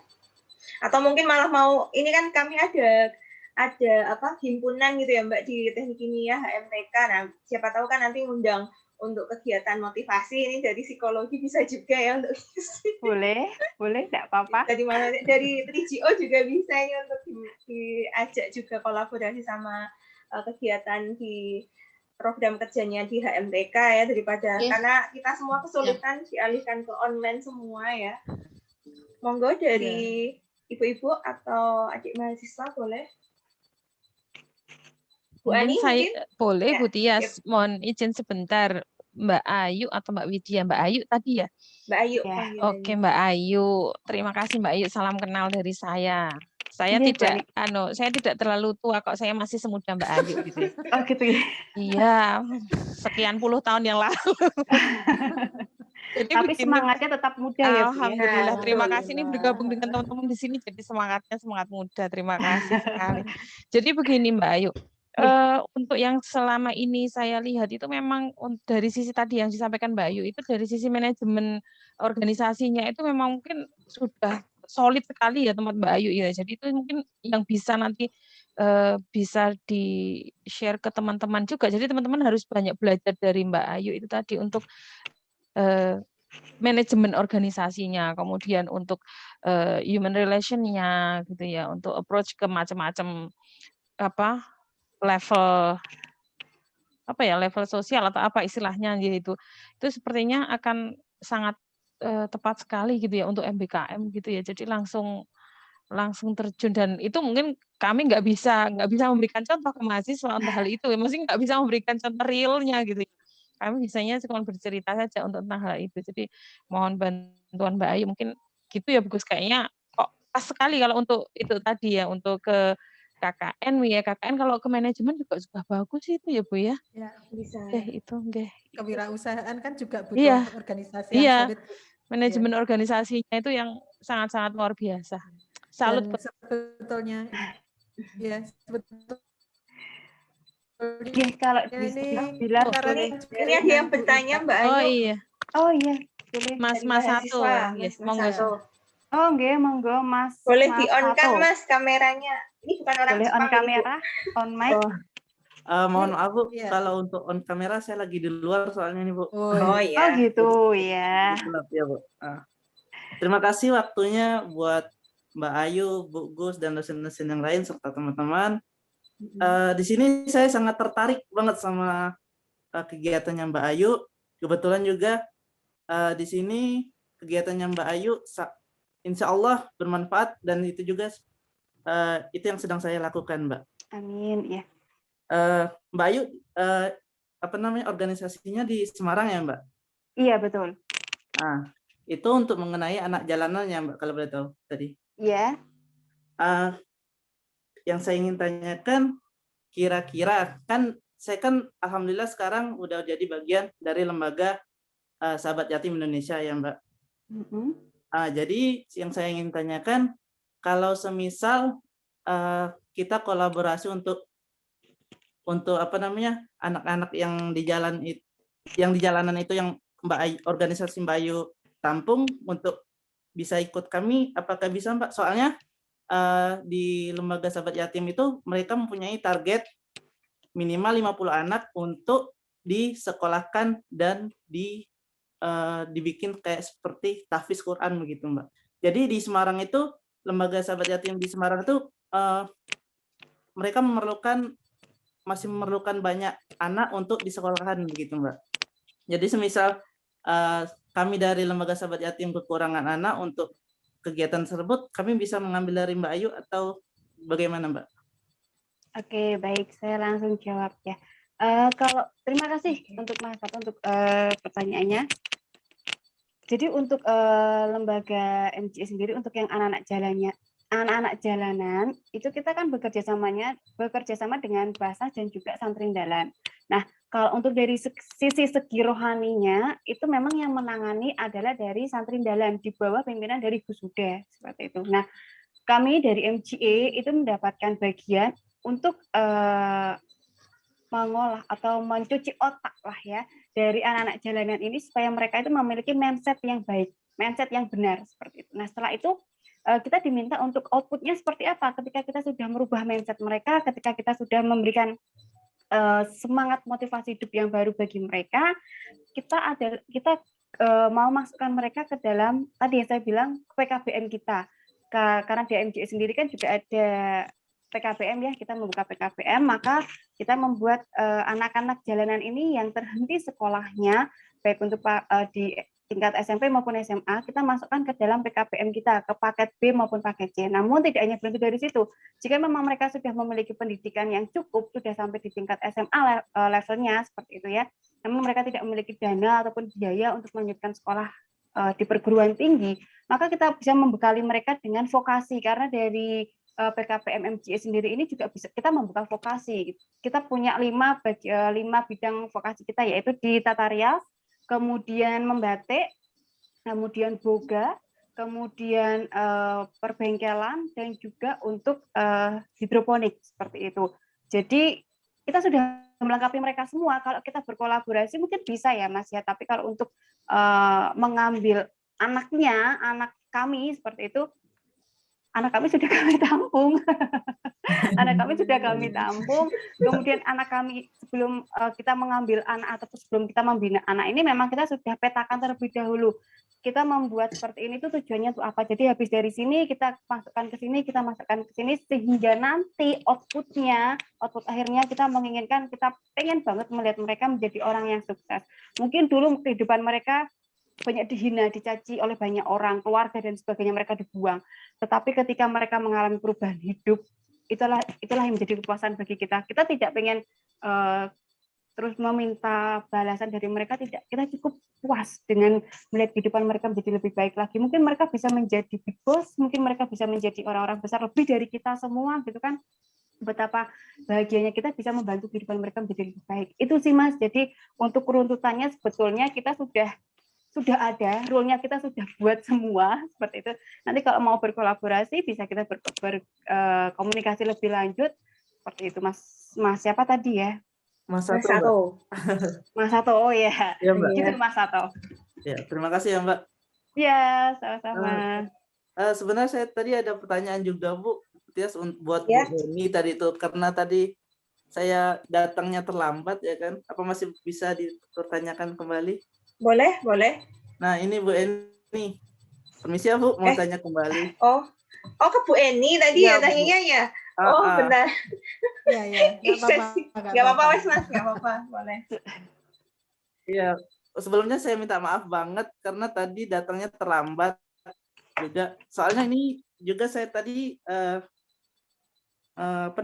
tertarik mendengar cerita dari Bu Eni tentang jamunya tadi kan ya. Nah, di sini yang saya ingin tanyakan tadi itu bahannya tadi apa aja ya Bu, kalau boleh tahu? Karena saya juga pengen membuatnya untuk masyarakat sekitar dan juga untuk membantu lembaga saya untuk menyebarkan ke masyarakat sekitar yang terkena COVID, karena lembaga saya juga membantu untuk penanggulangan COVID juga Bu. Gitu. Sama mau tanya juga Bu, ini kan ada efek sampingnya tidak ya Bu untuk jamunya tadi? Soalnya di seorang kemarin ada di lapangan, saya temukan di lapangan mereka itu ketika pembuatan jamu nggak bisa menerima bahan dari apa namanya tuh kunyit atau jahe begitu Bu. Gitu. Ada alergi ya Mas? Gitu. Mungkin apa ada efek sampingnya atau tidak? Gimana Bu? Ya, langsung ini. Nggak apa-apa Bu Eni. Terima kasih Bu. Terima kasih ya Bu. Terima kasih Mas siapa ya, Mas Sato ya. Iya Bu, Mas Sato. Iya. Terima kasih ya. Jadi untuk resep ini memang sudah kita share ya, karena kita nggak mungkin mampu untuk membantu semua masyarakat yang sakit COVID. Jadi kami membantu dari orang terdekat, dari kawan-kawan 3GO yang punya tetangga, saudara, atau kawan 3GO sendiri yang sakit COVID, yang tidak bisa keluar. Ada satu keluarga di Kudus yang isoman, itu kita kirim full dalam arti ya termasuk gula merahnya itu juga untuk ukuran 3 liter full gitu. Jadi untuk bahan-bahannya kita share juga ke masyarakat, semua orang bisa memakai resepnya. Tapi kalau bahan itu mau didonasikan atau untuk membantu ya, kita nggak masalah. Cuman kami mohon hanya untuk menyebutkan sumbernya aja. Kalau sumbernya dari 3GO. Sudah ada beberapa kawan ya. Ini dari Pati ada 2 orang, 2 kecamatan, kemudian dari Sragen kemarin minta izin. Bu Eni, ini saya minta izin jamunya kami kemas, kemudian kami bantu ke yang sakit COVID. Oh, enggak masalah. Tapi minimal menyebut komunitas F3GO karena itu sumber utamanya ya. F3GO itu adalah Pak Farid yang formulatornya, karena itu dari pengalaman pribadinya dia, satu keluarga kena COVID parah, kemudian saudaranya yang di Jakarta juga kena COVID umur 70 tahun, masuk rumah sakit, tapi karena perawatnya itu telaten untuk nyuruh minum obat ini, ya alhamdulillah tertolong gitu ya, bisa sembuh maksudnya walaupun sudah masuk rumah sakit umur 70 tahun. Jadi minimal stiker kita, stiker 3GO Community, Healthy Farming and Food itu mungkin walaupun kecil ditempelkanlah di jamu yang akan didonasikan. Yeah. Jadi mungkin Mas Sato yang mau mendonasikan jamu itu nanti kita share resepnya, nggak apa-apa karena ini memang sudah dihibahkan Pak Farid untuk komunitas 3GO dan 3GO menghibahkan untuk masyarakat, tapi minimal untuk sumbernya atau nanti dikasih sedikit stiker 3GO Community gitu, nggak apa-apa.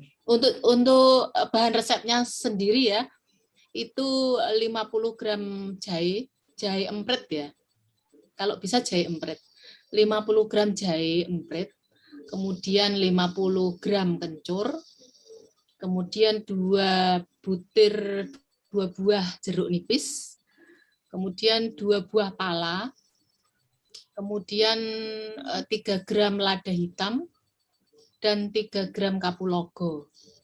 Kalau gula merahnya itu sesuai kebutuhan lah. Kalau ada yang nggak suka manis, diabetes atau dan lain sebagainya nggak usah pakai gula, nggak apa-apa. Tapi kalau ada anak-anak kan sukanya manis, jadi kan ditambahnya itu airnya 3 liter, kemudian direbus sampai mendidih, dimatikan. Kemudian untuk khusus jeruknya, kalau bisa itu diiris-iris atau diperes, kemudian dimasukkan sak kulit-kulitnya, direbus kulit-kulitnya, semuanya lah ibaratnya ini kita merebus semuanya. Jadi itu diminum 3 kali sehari. Kalau lagi sesak napasnya diminum aja nggak apa-apa dalam kondisi hangat. Jadi kalau 3 liter itu kalau untuk yang COVID-nya 1 orang biasanya bisa 4-5 hari atau dimasukkan kulkas, kalau mau minum dihangatkan dulu. Itu mungkin sudah cukup Mas Sato. Iya Bu, terima kasih banyak. Nanti kalau mau butuh stiker 3GO bisa lewat Bu Gus Marwani ya. Oh baik Bu. Nanti kita kirim logonya, nanti bisa dicetak sendiri aja, ditempelkan sendiri aja, gitu nggak apa-apa. Baik Bu Eni, terima kasih ilmunya. Terima kasih. Baik, ada lagi mungkin yang bertanya? Bu Andi tadi sampaikan nggih? Bu Murni mungkin? Oh, Bu Murni sudah izin lewat. Mungkin ada dari mahasiswa yang lain? Ke Mbak Ayu. Ini juga bakal lama ya Mbak kegiatannya, karena merehabilitasi anak jalanan atau ke narkoba misalnya, mau dipilihnya ke salah satu gitu, waktu 6 bulan saya rasa juga nggak akan cukup ya, sama mungkin ya pertanyaannya. Dan sebetulnya satu lagi ya Bu Ayu, Mbak Ayu ya, yang enggak, maksudnya Mbak Ayu itu yang kemarin kita desain untuk yang ke Bu Ita itu gitu ya, kan sebetulnya kita mau kerjasama satu lagi dengan UMKM itu, tapi karena beliau begitu luar biasa gitu ya, sudah saya kirimkan sih gitu ya draft MOU-nya gitu ya. Kemarin lewat Bu Ayu gitu ya, cuma Bu Ita belum bisa hadir di sini gitu. Jadi itu masih saya keep soalnya gitu ya, belum saya floor ke jurusan gitu. Mbak Ayu gitu ya, menunggu waktu Bu. Iya. Menunggu waktu dari Bu Ita. Berarti ini pembocoran ya, Tante? Wakil wali. Iya. Ya ampun Tante, ini mohon maaf. Aduh Tante Gus Marwani. Tante, panggilnya Tante. Iya, saya nyambung dulu ke Bu Tias ya. Kalau untuk waktu 6 bulan memang dirasa memang terlalu cepat ya. Kalau untuk mungkin adik-adik bisa bergabung untuk yang menangani proses untuk penyembuhan dari anak-anak narkoba maupun yang dari anak-anak jalanan. Nah, maka dari itu kalau dari teknik kimia gitu kan, saya lebih cenderung untuk bisa memberikan semacam apa ya, pelatihan vokasi lah kepada anak-anak binaan PKBM kami, ya, ataupun kepada lingkungan-lingkungan di sekitar kami ini seperti itu. Kita kan, saya juga sedang membina satu kelurahan di Kelurahan Sadeng untuk maju lomba. Ini sih maju lombanya Kelurahan Sadar Hukum seperti itu. Nah, dari kelurahan itu kan kita tidak hanya satu segmen saja yang bisa kita bedah, namun kan kalau mau ada yang KKN ataupun KKU seperti itu. Nah, mungkin adik-adik bisa berada di sana gitu kan, di bawah binaan Akprin dan juga MGA. Nah, apa yang mau diberikan kepada warga di sana? Mungkin dalam situasi pandemi seperti ini, apa sih yang bisa digali? Mungkin pembuatan makanan apa, kemudian pemanfaatan apa, seperti itu kan. Mungkin hal yang baru yang bisa mereka produksi untuk mereka bisa bekal mereka melanjutkan hidup gitu ya. Jadi ada nuansa baru yang disentuh dari adik-adik Akprin ini yang akan memang diberikan kepada warga di Kelurahan Sadeng seperti itu. Mungkin lebih ke situ ya Bu Tias ya. Tapi kalau untuk nanti mau ikut sedikit demi sedikit gimana sih untuk bisa proses penyembuhan untuk anak-anak atau pemulihan anak-anak dari korban narkoba, kemudian anak jalanan, kalau mau sehari 2 hari 1 bulan 2 bulan mau bergabung enggak apa-apa, tapi mungkin fokusnya nanti ke pelatihan seperti pelatihan UMKM ataupun pelatihan untuk kewirausahaan seperti itu. Gitu sih. Tapi boleh itu Mbak dikasih. Jadi sebelum mereka misalnya saya mau tertarik ikut bantu terapinya mungkin kan. Jadi ada nanti pelatihan bagi adik-adiknya dulu gitu ya. Maksudnya bagi mahasiswa gitu kan. Betul. Kalau untuk terapi itu kan memang kita pegang adalah yang kita gerakan itu memang dari teman-teman psikologi semua. Tapi kalau mungkin ada volunteer yang mau ikut bisa membantu kita gitu kan. Tapi nanti tetap berdampingan dengan kita, tidak bisa untuk lepas sendiri gitu kan. Nanti bisa kita briefing dulu, kita latih dulu gitu kan. Karena sebelum mereka memegang ataupun menyentuh anak-anak ini, mereka juga harus sudah bisa lebih dulu. Iya. Mohon izin tadi mungkin saya juga sambil semprot-semprot karena saya masih harus sterilisasi wajah karena 1 hari ada di outlet di perbankan ketemu banyak orang. Jadi untuk antisipasi saya tetap sterilisasi sendiri karena baru pulang 6:30 tadi. Semprot pakai apa Mbak? Saya semprotnya pakai air nano Ibu. Nano spray ya. Nano spray, iya. Pakai air ion gitu kan, jadi saya spray sendiri gitu, saya antisipasi sendiri. Kalau tadi baru pulang sampai rumah 6:30, Bu Ani bilang, Mbak Ayu jam 7 ya nanti kita Zoom. Oh iya, jam 7 tadi sudah standby gitu ya. Mohon maaf. Tidak apa-apa, Bu Mawarni. Bu Tias, boleh saya mohon waktunya sebentar untuk Ayu. Jadi begini Mbak Ayu, kalau tadi dilihat mungkin ini bidang yang digeluti Mbak Ayu, mungkin ada bidang yang mungkin kami memang sama sekali nggak tahu gitu ya, karena bidangnya memang jauh dari teknik gitu. Iya. Cuman kalau memang teman-teman mahasiswa mau terjun ke sana, itu kira-kira dari kami mungkin misalnya terjun ke sana kira-kira mahasiswa semester 5 ke atas, mungkin kami bisa mempersiapkan dari sini apa sih sebenarnya hidden curriculum yang harus kita tambahkan biar nanti mahasiswa siap sih untuk masuk ke sana, untuk masuk ke programnya ke Mbak Ayu itu gitu ya. Karena ini MBKM kan mau nggak mau tetap harus dijalankan Jadi kami sebisa mungkin nanti kami persiapkan dulu mahasiswa yang mau ikut ambil ini itu kira-kira apa sih yang mereka harus persiapkan gitu ya. Mungkin kami bisa membantu untuk mempersiapkan anaknya dulu, mungkin dari sisi apalah saya belum tahu itu. Kira-kira apa Mbak Ayu yang harus kami persiapkan bagaimana yang harus kami berikan kepada mahasiswa yang semester awal untuk mengikuti untuk mempersiapkan diri agar bisa ikut program MBKM di semester ini. Semester 7 nggih Gus ya. Ya, gimana Mbak Ayu kira-kira? Pertama pasti itu dari dalam diri sendiri, terutama adalah kesiapan dari mental dari anak-anak gitu nggih. Karena saya juga melihat seperti teman-teman adik saya yang baru lulus juga itu ketika mereka KKN itu sebenarnya mereka tidak siap Ibu. Mereka tidak siap dalam artian begini. Ini kan COVID. Terus COVID saya harus ngapain? Saya bisa apa dengan COVID? Saya nggak bisa apa-apa loh. Biasanya kalau KKN kan bebas bisa begini begitu, sekarang COVID semuanya terbatas gitu kan. Nah, mindset seperti ini yang harus kita bedah dari awal. COVID bukan menjadi alasan untuk kita geraknya terbatas. Justru karena adanya COVID ini, itu membuat kita itu bisa mengeksplor apa yang kita punya di dalam diri kita. Gitu ya. Seperti saya bilang, tujuan kamu masuk ke Akprin apa sih? Gitu kan. Tujuanmu itu apa? Nah, tujuanmu itulah yang nantinya menjadi bekal kamu untuk bisa melakukan KKN, KKU seperti itu. Kalau kita dari awal tujuannya apa sih? Misalkan saya masuk Akprin, tujuannya apa sih? Saya nggak tahu, Bu. Ini tujuan saya, orang saya disuruh orang tua saya. Nah, inilah PR kita. Anak-anak seperti ini yang harus kita, ibaratnya kita tanya terlebih dahulu. Tapi kalau kita tanya, tujuanmu apa sih masuk ke Akprin? Oh, Bu, saya mau mengembangkan usaha. Karena nanti saya lepas dari sini, saya mau punya mau buka usaha sendiri seperti ini, saya mau mengembangkan masker. Oke, berarti dia sudah bisa membidik mana dan mana. Nah, nanti kita tinggal arahkan saja minatnya dia atau fokusnya dia itu lebih kemana, itulah yang bisa kita kembangkan. Nah, kalau buat anak-anak yang belum tahu mau kemana, inilah PR besar dari Bapak Ibu dosen yang ada di Akprin untuk bisa membedah dulu tujuan dia mau kemana. Setelah tahu tujuan dia mau kemana, bantu anak ini untuk fokus berjalan di rule-nya, supaya tidak ambiar. Kalau anak zaman sekarang bilang tidak ambiar, jadi tahu fokusnya itu kemana, itu yang perlu dipersiapkan. Kemudian yang selanjutnya adalah soft skill dari si anak. Nah, jangan paksakan anak untuk kita memberikan tema bahwa kamu harus nanti KKN, tema KKN kali ini adalah membuat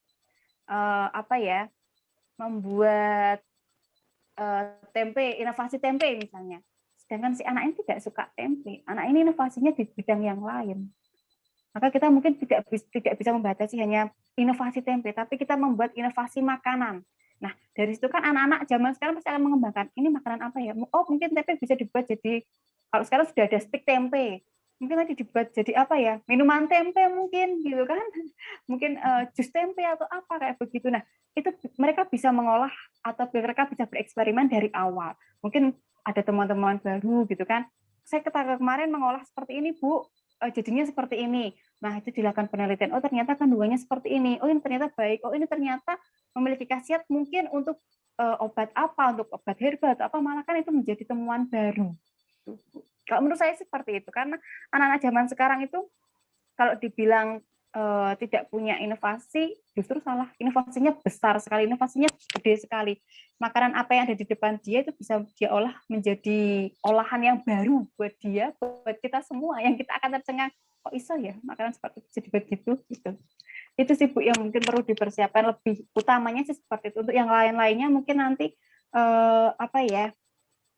tergantung dari anaknya untuk bisa beradaptasi dengan lingkungan, karena adaptasi anak itu kan berbeda-beda, ada yang cepat, ada yang lama gitu. Itu juga nanti tergantung dari lingkungan yang membawa dia untuk dia bisa beradaptasi dengan baik, seperti itu. Oh iya, siap Mbak Ayu, terima kasih banyak Mbak Ayu. Jadi PR besar buat kami nanti dari awal, nanti kita keluar ngelitiin mahasiswa gitu ya, kamu maunya apa. Baik, terima kasih sekali Mbak Ayu. Mungkin ahlinya Bu ini nggih, buku Mawarni. Iya, kita banyak belajar dari Bu. Para mahasiswa kayaknya kalau buku Mawarni. Kami banyak belajar dari buku sih Mbak Ayu. Saya juga demikian Bu Ani. Terima kasih Mbak Ayu. Sami-sami Bu. Matur suwun Bu Tias. Oh, sampun nggih. Saya pikir Bu Ani mau ini lagi. Sampun. Tanya. Ada lagi mungkin? Jadi tidak perlu ini ya Mbak, kalau tadi saya tangkap tidak perlu persyaratan khusus, intinya adalah anaknya harus punya tujuannya, udah harus difokuskan dulu tujuannya itu mau ngapain nanti KKN-nya, sama tidak harus dikasih tugas dari kampusnya, tapi sesuai passion-nya, karena kan ini kegiatannya adalah ke anak jalanan atau ke rehabilitasi narkoba gitu kan, jadi lebih bisa macam-macam pengembangannya gitu ya. Betul, kita sadarkan aja bahannya ini, tinggal mereka mau mengolahnya seperti apa. Oh iya, intinya bahwa anaknya udah tahu sasaran mereka adalah anak jalanan, biar nggak kaget lah, aku nggak mau nanti kaget kan. Ada juga kan mahasiswa, kok gini ngadepin anak jalanan karena nggak biasa ketemu kan. Bisa jadi itu. Kalau ngadepin anak jalanan, kemudian anak-anak rehab narkoba, kuncinya satu, baper. Kalau kita baper, itu mungkin mereka bisa bermain seperti sinetron ya, mereka bisa menjadi lembut dan dengan waktu yang cepat juga mereka bisa menjadi serigala gitu ya. Kadang omongannya nyelekit, kadang omongannya nggak enak, apa dan sebagainya. Ya kita harus siap dengan segala medan gitu kan. Jadi kita memperlengkapi diri kita sendiri dulu dengan apa sih? Jangan baper, siapkan mental. Jadi kalau nanti ada omongan-omongan yang nggak enak gitu ya, ataupun ada respon-respon yang mungkin di luar dugaan, ya anggap itu biasa. Dan kita bisa proteksi diri dengan tetap membatasi bahwa kita ada batasan nih, tapi batasannya itu tidak kelihatan gitu, tapi tetap ada batasan yang memang harus dijaga seperti itu. Kalau baper kan nanti baru diomongin sedikit, kemudian ada omongannya nggak enak, nangis, mutung, pulang lagi ke Aprin, ke Jogja, nggak jadi KKN. Iya, nanti malah yang disalahin jurusan, Mbak. Jadi memang betul-betul untuk dipersiapkan mentalnya dulu, karena anak-anak sekarang kan memang harus dipersiapkan. Kalau saya bilang ada 3T, tanggap, tangguh, dan terampil.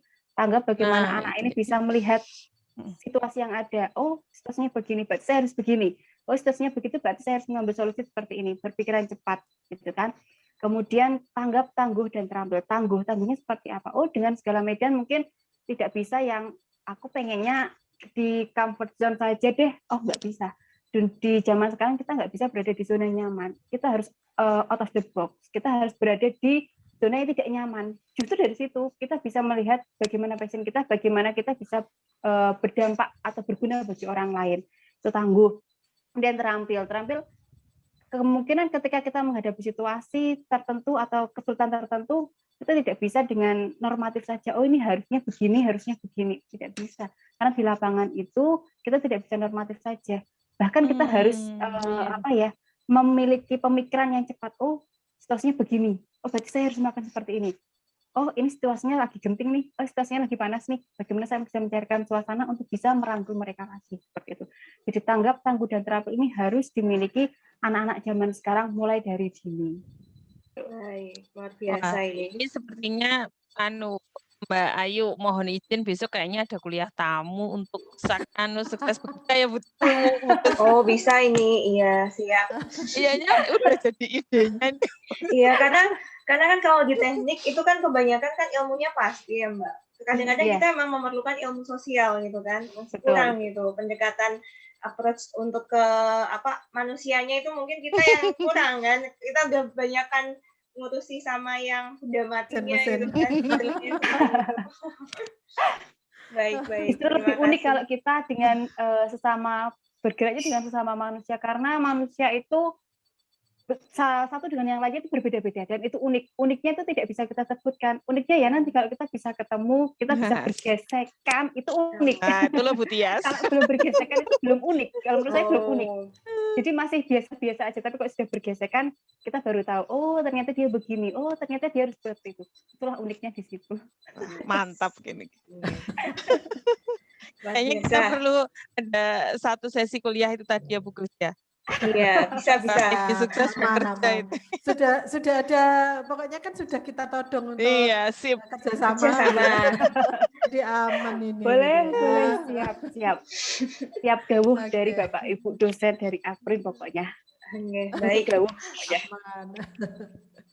Baik. Sepertinya kita harus membatasi ini karena punya ya Bu. Karena kita udah mau jam 9.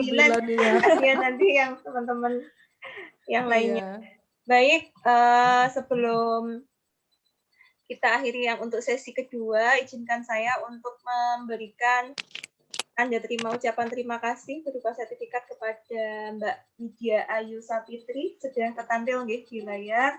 Nanti mungkin sertifikatnya dapat diserahkan oleh Bu Gus Marwani. Terima kasih banyak atas sharing ilmunya, motivasinya, dan kegiatan di MGE, membangun generasi emas. Dan mudah-mudahan benar-benar menjadikan generasi emas gitu ya. Amin. Terima kasih banyak Bu Tias dan juga keluarga besar dari Aprin. Baik, kita sudah sama Mbak Ayu. Baik, kita sudah sampai di penghujung acara. Acara terakhir adalah penutup dengan doa. Mungkin tadi kesimpulannya sedikit. Foto dulu. Oh iya, foto dulu. Mungkin dapat di-on-kan kamera ini ya, adik-adik mahasiswa ini ada bisa dinyalakan mungkin kameranya sebentar. Mas Sato juga nggak apa-apa Mas, di jalan dinyalain aja sebentar agar kami ambil fotonya. Nah, ini ada Mas Bagas Sidik Pamungkas. Saya sudah sampai Bu barusan. Oh iya. Mbak Dini. Mbak Dini Fitri. Bentar. Boleh? Oh oke.